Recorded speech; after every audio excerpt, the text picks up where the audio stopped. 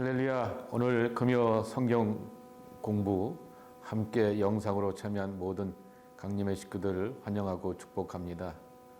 하나님의 말씀이 여러분의 생명의 양식이 되어서 그 말씀 안에서 참 진리와 기쁨과 이 어지러운 시대 가운데 평안을 누리는 은총이 되기를 주님의 이름으로 축원합니다. 오늘 함께 부르고 싶은 찬양은 484장입니다. 새 찬송가 484장 내 맘의 주여 소망되소서. 작사가 된 게 8세기, 지금부터 1500년이죠. 그 시대에 이렇게 불려지게 되었던 찬양입니다. 내 맘의 주여 소망되소서. 주 없이 모든 일 헛되어라. 밤에나 낮에나 주님 생각, 잘 때나 깰 때 함께 하소서. 지혜의 주여 말씀으로서 언제나 내 안에 계십소서.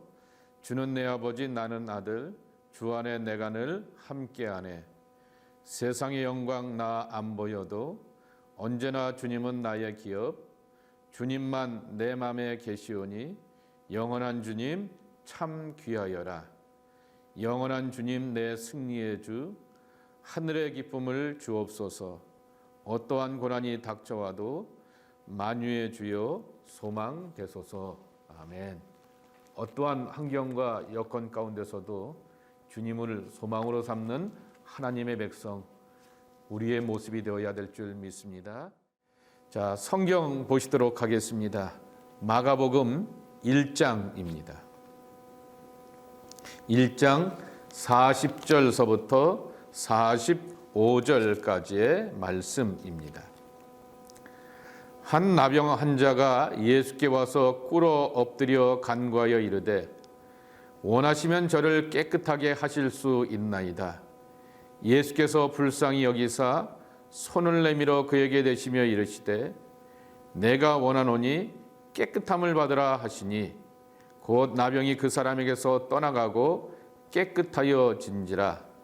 곧 보내시며 엄히 경고하사 이르시되 삼가 아무에게 아무 말도 하지 말고 가서 내 몸을 제사장에게 보이고 내가 깨끗하게 되었으니 모세가 명한 것을 드려 그들에게 입증하라 하셨더라. 그러나 그 사람이 나가서 이 일을 많이 전파하여 널리 퍼지게 하니 그러므로 예수께서는 다시는 드러나게 동네에 들어가지 못하시고 오직 바깥 한적한 곳에 계셨으나 사방에서 사람들이 그에게로 나아오더라. 아멘. 지난주에 말씀을 드렸듯이 복음서마다 특징들이 있다라고 말씀을 드렸습니다. 이 복음서마다 이 각각의 목회 현장과 그리고 이 말씀을 듣는 회중들을 배려하고 내가 전하고자 하는 특정 그러한 공동체의 사람들을 생각하면서 또 그들에 맞게 예수님의 말씀을 적절하게 적용하여서 선포하였음을 함께 나누었습니다.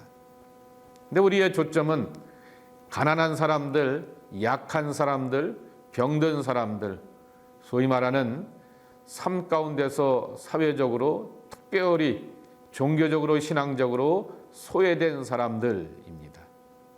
그들의 삶 가운데서 기뻐하고 즐거워할 조건이 없는 삶입니다.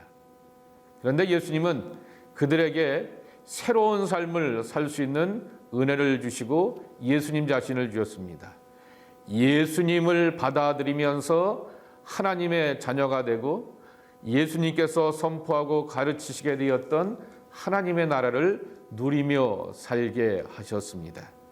그래서 이 가난한 사람들, 병든 사람들, 사회적으로 경제적으로 특별히 종교적으로 소외되었던 그러한 사람들이 나도 하나님의 자녀가 되을 뿐만 아니라 나도 이 땅에서 천국의 맛보기로서 하나님의 나라를 누리며 사는구나 라고 하는 것을 확인하게 되었던 것입니다.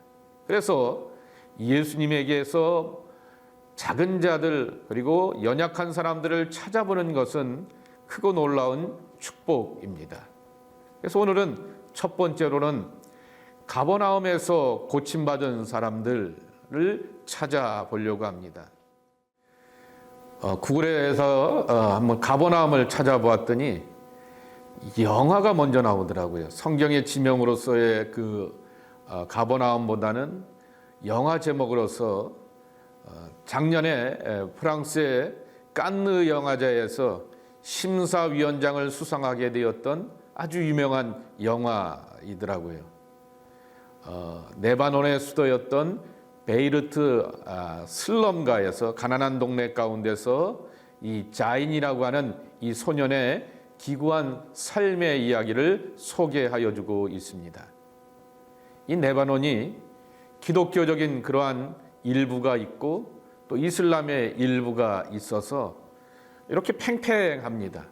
그러니 이들이 기독교를 배경으로 나라를 통치하고 지도자가 나오게 되면 이슬람에서 소외를 느끼게 되고 민족주의자들이 이렇게 일어나게 되고 또 이 이슬람이 일어나게 되어서 나라를 통치하려고 하게 되면은 기독교인들이 미국을 뒷배경으로 하여서 친미 세력이 되어서 이 이슬람의 이 정권을 무너뜨리려고 하면서 싸우게 되면서 서로 내분과 다툼만 있지 백성들에 대한 평안과 경제적인 안정은 주지 못하기 때문에 참으로 어려운 삶을 살고 있는 그 내용을 담고 있습니다. 그런데 그 제목을 굳이 가버나움이라고 이렇게 잡게 되었던 것입니다. 그래서 또 자료를 쭉 찾아보면서 가버나움의 그 지명의 역사를 보게 되었는데 가버나움이라고 하는 말의 원뜻은 자비와 위로의 마을이라고 하는 뜻입니다. 신의 은총과 자비 가운데서 서로를 향해서 위로하고 용기를 주는 그러한 마을로서 살기를 소망하게 되었는데 가난의 상징이 되었고 분열의 상징이 되었다라고 하는 것입니다. 그리고 또 마태, 마가, 누가, 요한 4복음서에서 보게 되면은 예루살렘 다음으로 언급된 도시가 바로 이 가버나움인 것입니다. 또 이 가버나움은 교통의 요충지이죠. 예수님께서 자라시고 활동하시게 되었던 갈릴리 나사렛 지역의 북서쪽에 위치하게 되었던 제법 큰 도시입니다. 그래서 다메섹을 지나서 바벨론 쪽으로 이어지게 되어서 그쪽에 무역과 교통을 할 수 있게 되었고 또 이 동부 지역으로 가게 되면은 해안가를 두고 있기 때문에 바다의 무역도 이어갈 수가 있게 되었고 갈릴리로 가게 되면 갈릴리 내륙에 있는 사람들이 자기들이 농사짓고 고기 잡았던 것들을 팔로를 열어가게 되는 그러한 지역입니다. 그래서 예수님께서 갈릴리에서 사역하시면서 가버나움을 자주 가시게 되었던 것은 바로 가장 사람들이 많고 활동하는 그러한 모습 속에서 수많은 사람들을 만날 수 있고 다양한 정보를 얻을 수 있는 그러한 배경의 도시에서 사역하시려고 했다라고 하는 것을 찾아보게 되는 것입니다. 성경에 보게 되면은 베드로와 안드레와 야고보와 요한과 마태 이 5 제자가 이 가버나움에서 부르심을 받게 되었습니다. 그리고 지금도 성지 순례를 가게 되면은 이 가버나움에 가면은 베드로의 집터가 있다고 합니다. 그래서 그 베드로의 집터 위에다가 기념교회도 세워져 있는 것입니다. 근데 조금 전에 말씀을 드렸듯이 가버나움이 황폐한 도시 그랬습니다. 누가복음 10장 17절 말씀에 보게 되면은 예수님께서 가버나움과 벳세다를 향하여서 이렇게 저주를 퍼부으셨습니다.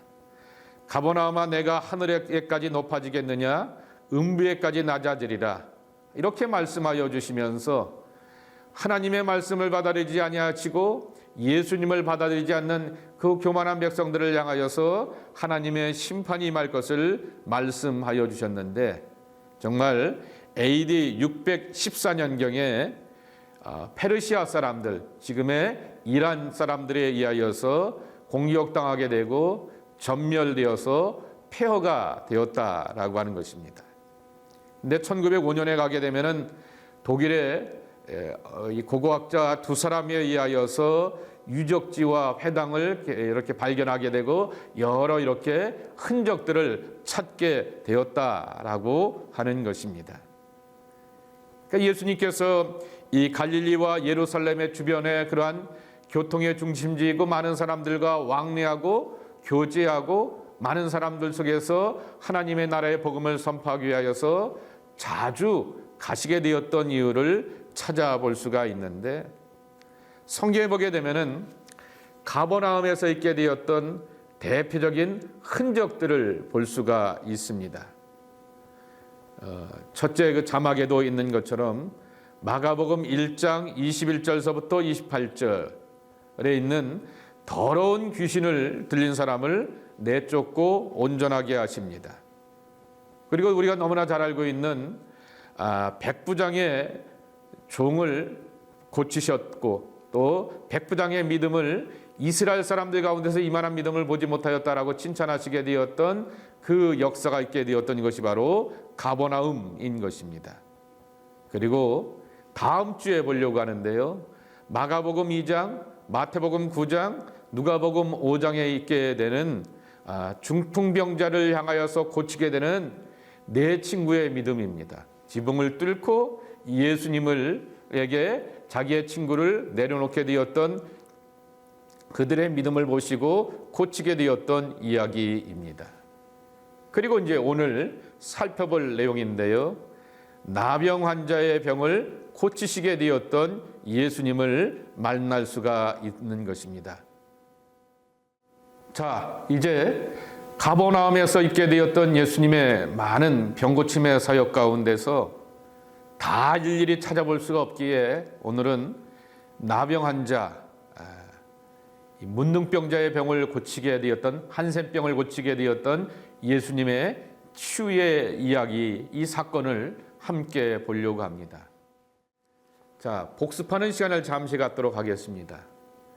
사복음서 가운데서 가장 먼저 기록된 말씀이 어디라고요? 마가복음 그랬습니다.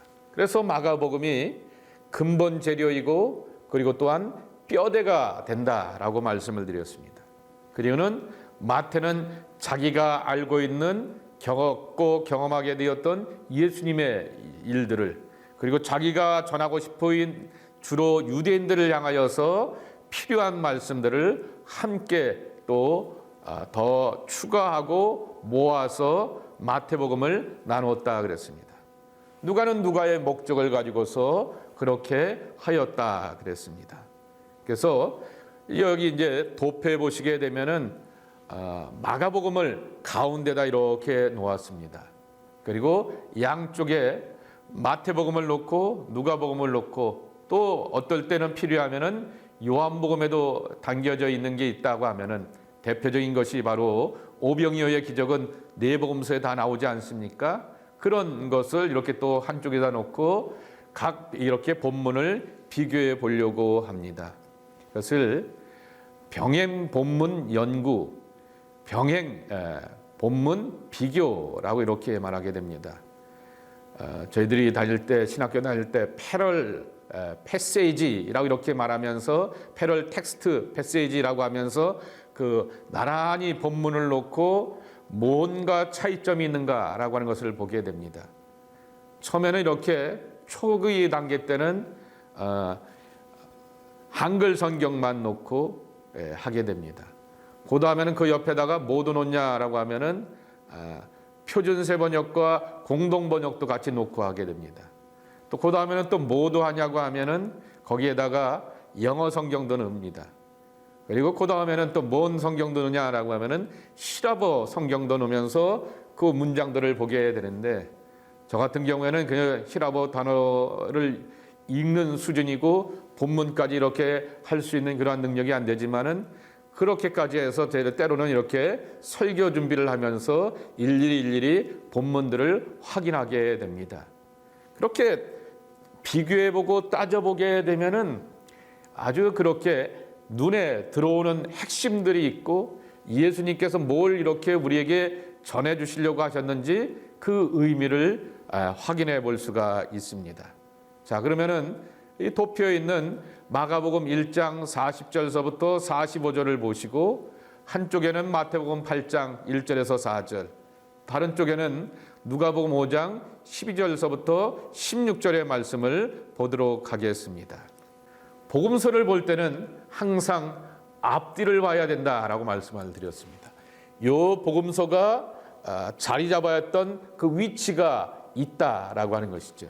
근데 그 위치는 마가가 어떤 목적을 가지고 또 마태가 어떤 목적을 가지고 그리고 누가가 어떤 목적을 가지고서 예수님의 말씀 그 어록을 이 회중들에게 전하려고 하는 그러한 의도와 계획이 있다라고 하는 것입니다.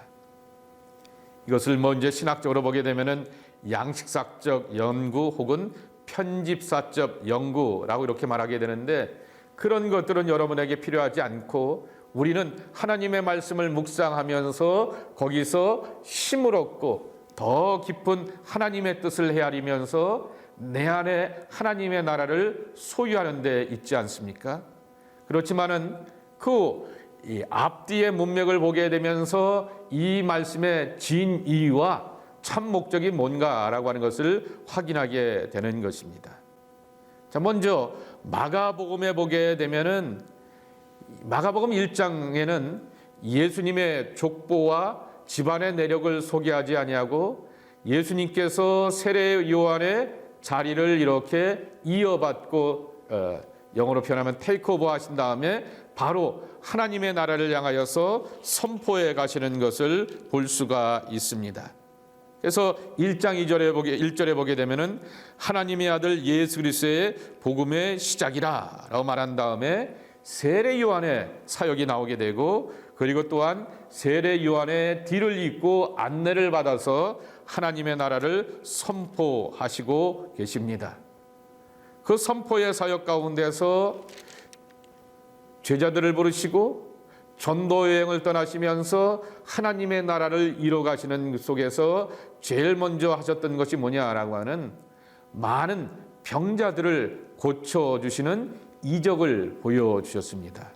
그런데 병을 고치는 것에 대하여서 초점을 맞추면서 저 양반 대단해 라고 하면서 저분이 베푸는 기적과 능력에 초점을 맞추기보다는 예수님 입에서 나오게 되었던 예수님 가슴의 진실을 먼저 회중들이, 이스라엘 백성들이 깨달아 알기를 소망하였던 것입니다. 그것은 바로 하나님의 나라이죠.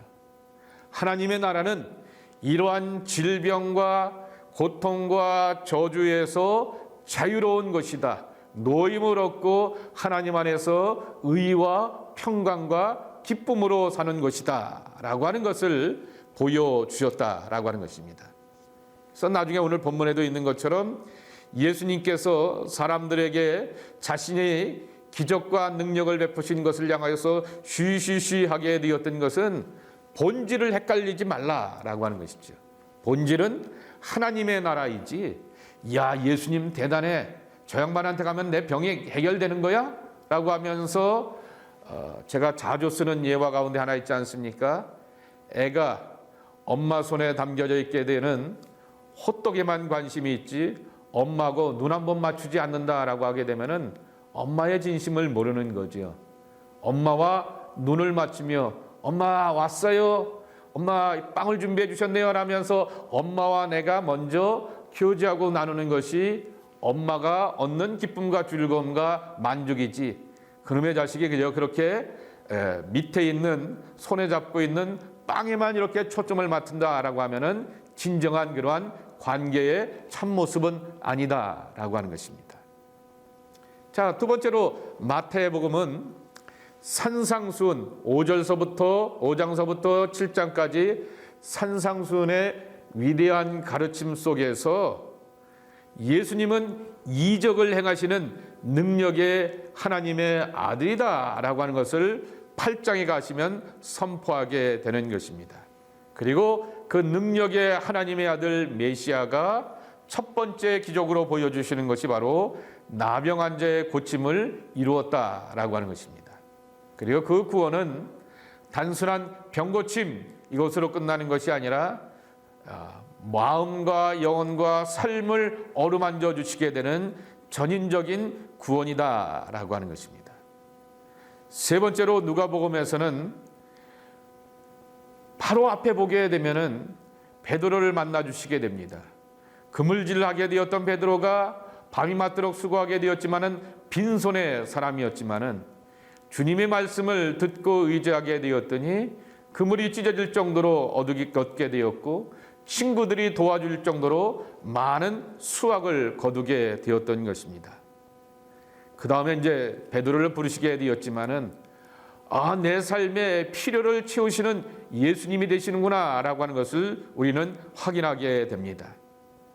삶의 필요가 있는 그 자리 가운데서 하나님의 기적을 보여주시면서 하나님의 부르심으로 나아가는 더 큰 비전과 꿈을 가질 것을 말씀하여 주셨고, 그리고 또한 그러한 것을 갖고 살아가는 사람들에게는 질병의 문제도 능히 감당하며 해결할 수 있음을 보여주셨다라고 하는 것입니다. 오늘 성경에서의 복음서에서 작은 자들 가운데서 제가 첫 번째로 나병 환자를 택한 이유는 여기 있습니다. 언택의 시대에 컨택하신 하나님 이런 것이죠. 언터치의 시대 가운데서 터치하시는 예수님의 손길 때문에 오늘의 본문을 보게 되었던 것입니다. 영어로 그 의학적인 용어이죠. 나병이라고 하는 단어가 네프로시라고 하는 단어를 쓰지 않습니까? 그 말의 어원이 네피스라고 하는 말에서 왔다고 합니다. 그 말의 뜻은 비늘이라고 하는 뜻입니다. 몸에 비늘이 각질이 일어나게 되고 갈라지게 되고 그 안에서 또 썩어 들어가게 되면서 이 몸에 고질적인 피부병이 있는 것을 이 나병, 문둥병이라 말하게 됩니다.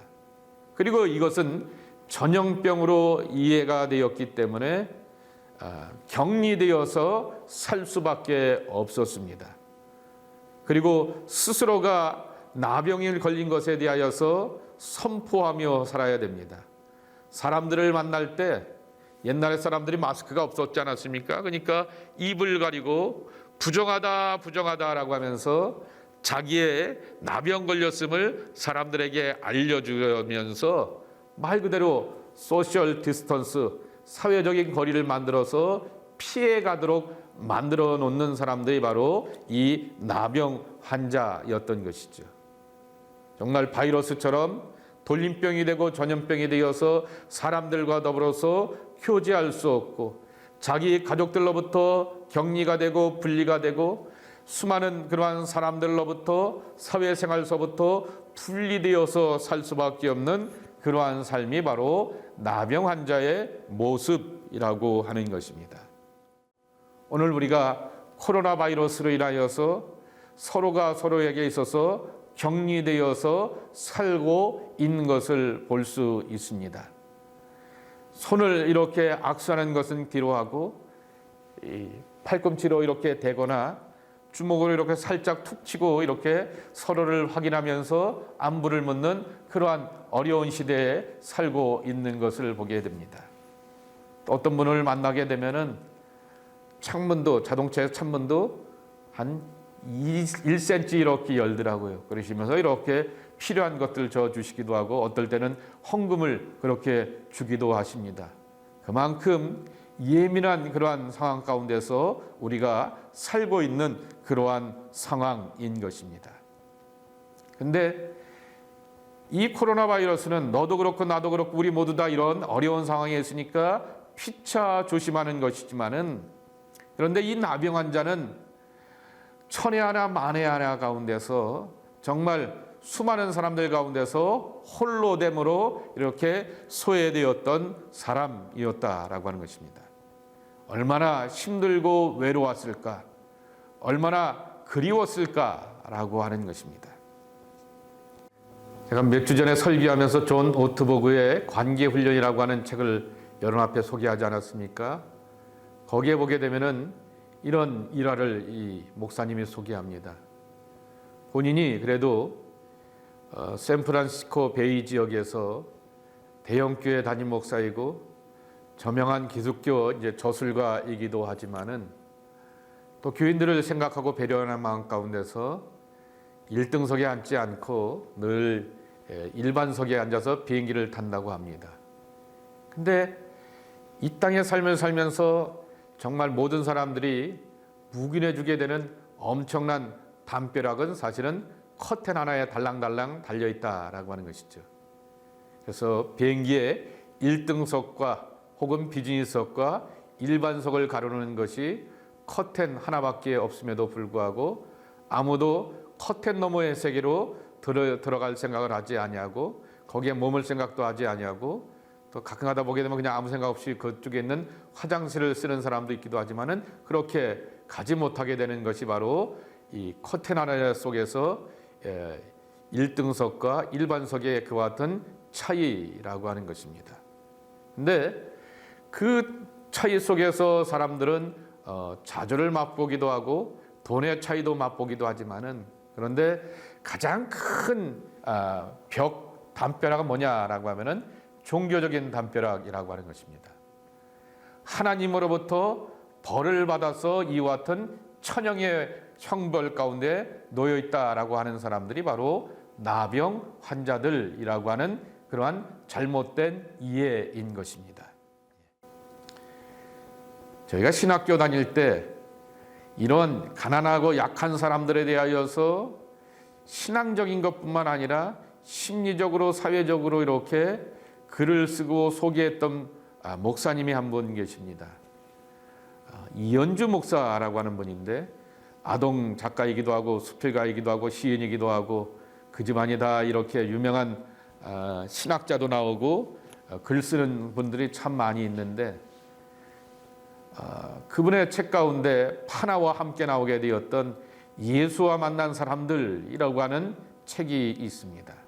그 책에 보게 되면은 우리가 이전에 알지 못하고 경험하지 못하게 되었던 예수님의 사람들의 사회적인 그리고 심리적인 소외들을 엄청 그려내게 되었던 것이죠. 이렇게 세상 속에서 분리되었던 사람이 바로 이 나병 환자였다라고 하는 것입니다. 근데 오늘 그가 예수님을 만나게 되었습니다. 이 가버나움에 자기 동네에 오시게 되었던 예수님을 만나면서 그가 예수님께 찾아와서 40절에 이렇게 말합니다. 엎드려 간구하여 이르되 원하시면이라고 하는 거죠. 꿇어 엎드렸다라고 하는 말은 예수님을 향한 간절함과 경배와 숭배의 마음이지만은 저는 그 간절함과 경배와 숭배의 마음보다도 제 눈에 들어오는 단어는 원하시면입니다. 그것을 공동번역이나 표준세번역에 보게 되면은 같은 표현을 또 내려 쓰고 있는데요. 하고자 하시면이라고 이렇게 번역을 하고 있습니다. 우리가 신앙이 무엇이겠습니까? 하나님이 하시고자 하는 것을 발견하는 것입니다. 부르심이 뭐겠습니까? 하나님이 원하시는 것을 깨닫고 발견하면서 내 시간과 삶을 드리는 것이 바로 부름받은 삶의 참모습이라고 하는 것입니다. 하나님의 눈길에 내 눈이 담겨져 있고 하나님 마음 두는 것에 내 마음이 담겨져 있는 것이 바로 신앙의 참모습이고 동행하는 자의 참 축복 아니냐라고 하는 것입니다. 오늘 원하시면이라고 하는 것입니다. 예수님의 의도를 알기를 소망하였습니다. 그랬더니 예수님이 뭐라고 대답하시냐고 하면은 41절에 이렇게 말씀하십니다. 내가 원하노니 깨끗함을 받으라 라고 말합니다. 그래 나도 원한다 라고 하는 것이죠. 하나님의 뜻과 부르심을 찾아하는 것이 신앙이요 믿음의 참 여정이라 말씀을 드렸는데 바로 이 하나님의 뜻을 깨닫고 발견하게 되는 행복을 누리게 되었던 것이죠. 내가 고침받고 새로워지고 강건해지는 것이 하나님께서 간절하게 원하시는 바구나. 나는 더 이상 사람들로부터 저주받고 천형 하늘의 형벌이고 하나님의 벌이다라고 이렇게 생각하게 되었는데, 나는 하나님 앞에서 벌받는 존재가 아니라 고침받는 존재가 될 수 있구나라고 하는 것을 확인하게 되었다라고 하는 것입니다. 그리고 깨끗함을 받으라라고 말하게 되었더니 42절 말씀에 보게 되면은 곧 나병이라고 말하면서 예수님의 기적은 즉각적인 기적의 능력으로 함께함을 보여주셨습니다. 네 번째로는 질병의 문제는 곧 종교의 문제이고 사회의 문제이고 가정의 문제라고 하는 사실인 것입니다. 질병으로 인하여서 가산을 탕진하게 되었던 12의 혈류증 걸렸던 여인의 이야기를 우리는 잘 알고 있습니다. 또한 질병으로 인하여서 종교적인 논쟁의 대상이 되었던 사람도 압니다. 선천적으로 태어날 때 앞을 보지 못하게 되었던 사람이 아버지, 어머니의 죄입니까? 아니면 본인의 죄입니까? 라고 하면서 질병이 논쟁거리가 되고 종교적인 이슈가 되었던 것을 알 수도 있습니다. 그리고 나병 환자는 다른 사람들과는 더 다르게 사회로부터의 격리, 가족으로부터의 격리당하는 외로운 삶이라고 하는 것입니다.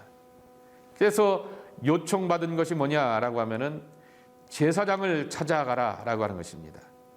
오늘 그래서 예수님께서도 제사장을 찾아가서 내 몸을 확인받으라, 그리고 모세가 명한 대로 예물을 드리라라고 하는 그러한 말씀이 나와 있습니다.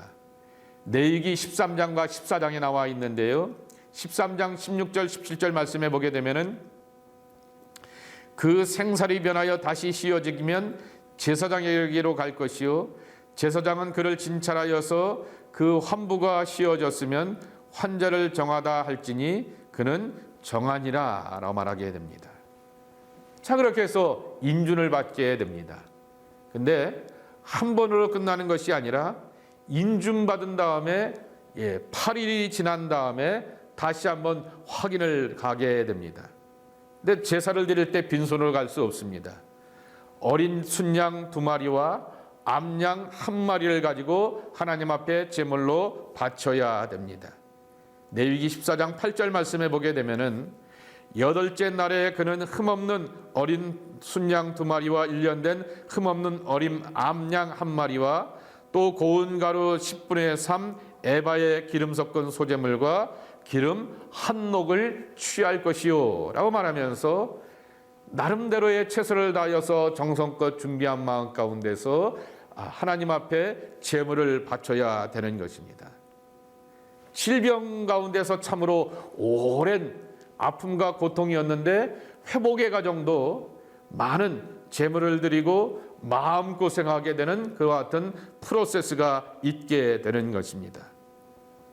우리가 교회 안에서도 환자를 보아도 그것이 본인의 문제일 뿐만 아니라 가족과 이어지게 되는 것이고 교회와 연결되는 것이고, 그리고 여러 가지로 이렇게 경제적으로 심적으로 함께 어려운 것들을 확인하게 되는 것입니다. 그리고 사단이라고 하는 것은 그러한 약한 사람들을 향하여서 심리적으로 영적으로 또 함께 공격을 가하기도 하게 되는 것입니다. 그런데 예수님께서는 이 나병 환자의 병을 깨끗하게 고쳐주시고 제사장을 찾아가라라고 말씀하여 주시면서 사회적이고 가정적이고 종교적인 모든 문제 가운데서 해방되었음을 선포하여 주고 있는 것입니다. 제사장이 뭐 하는 사람입니까? 삶의 갈등과 죄와 문제가 있는 사람이 하나님 앞에 안내받게 하는 것이 바로 제사장의 역할이라고 하는 것이죠.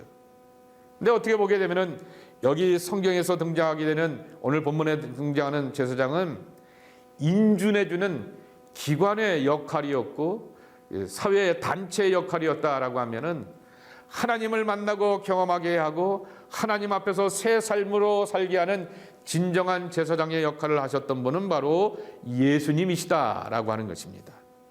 누가 진정한 제사장이냐라고 하는 것이죠.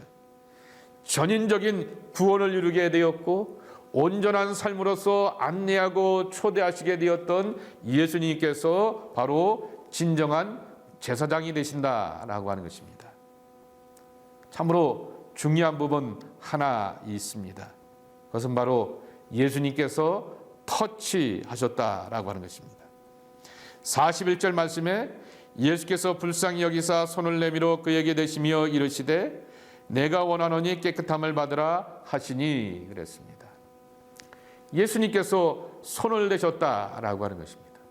그거는 율법적으로나 당시의 의학적이고 관습에 의한 것에 보게 되면 엄청난 파격이었던 것입니다.